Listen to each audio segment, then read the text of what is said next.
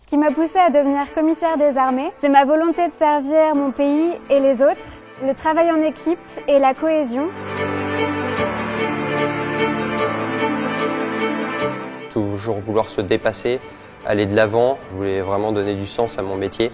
On réalise des choses dont on pensait ne pas être capable. J'avais envie de mettre à profit mes compétences et mes connaissances et surtout m'investir pour quelque chose de plus grand.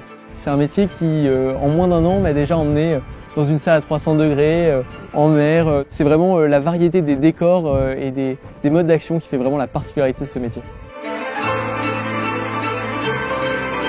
L'école des commissaires des armées forme les futurs combattants du soutien, qui sont des officiers, qui sont à la fois des chefs militaires, des managers publics et des administrateurs militaires. Les commissaires sont destinés ensuite à travailler au sein de l'ensemble des armées, dans toutes les circonstances, en temps de paix ou en temps de guerre, et d'être capables de développer des expertises dans des domaines aussi variés que les finances, l'audit, le conseil juridique, les ressources humaines, etc. Tout se caractérise néanmoins par une grande maturité et un sens de l'engagement mûrement réfléchi. Et la particularité également de cette école, c'est son agilité, de par sa petite taille, mais également sa grande capacité à innover. La parfaite illustration, c'est le hackathon auquel vont participer nos élèves.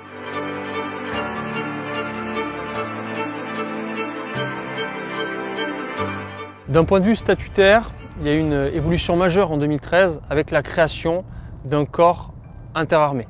On récupère des élèves à l'état brut, c'est-à-dire vierges de toute formation militaire, et on leur inculque des codes, les codes de l'institution militaire, ce qui confère en fin de formation aux élèves une légitimité à porter l'uniforme.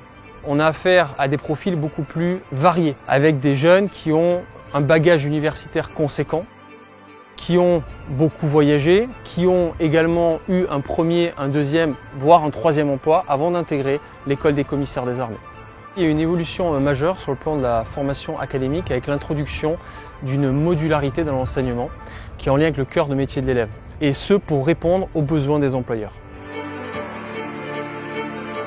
Le but étant sur cette formation d'amener le plus progressivement possible cette population de jeunes commissaires à être projetés sur des théâtres d'opérations extérieurs et d'arriver à sortir un produit fini de manière à ce qu'ils soient le plus sereins possible, autant sur l'utilisation de leur armement que des notions de sauvetage au combat ou de communication entre équipiers.